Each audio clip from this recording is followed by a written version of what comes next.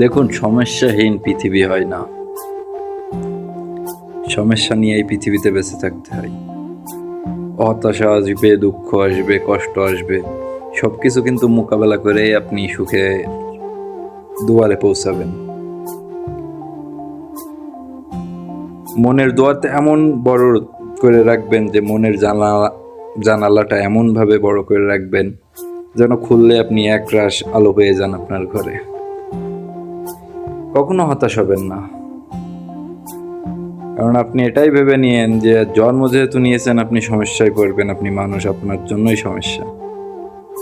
কিন্তু সেই সমস্যা একদিন কেটে যাবে। নিজের ওপর ভরসা রাখতে হবে, অটুট বিশ্বাস রাখতে হবে। দিন শেষে আপনি একজন জয়ী মানুষ হবেন, এটা আপনার উপরে আস্থা রাখতে হবে।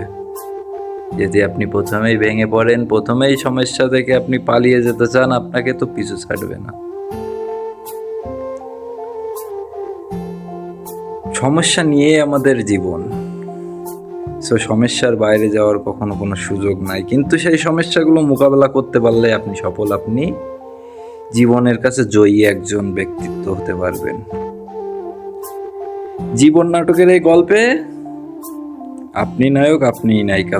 কখনো মন ছেড়ে যাবেন না। সবসময় মনে রাখবেন, এই মঞ্চ থেকে পালানো মানেই আমি হেরে যাওয়া। তো আমার আমিটাকে আমি কখনো হারতে দেব না। এই প্রতিজ্ঞাটা সবসময়, এই জেদটা সবসময় মনের ভিতরে ধরে রাখবেন। ইনশাল্লাহ আপনি আপনার জীবনে বিজয় হবেন।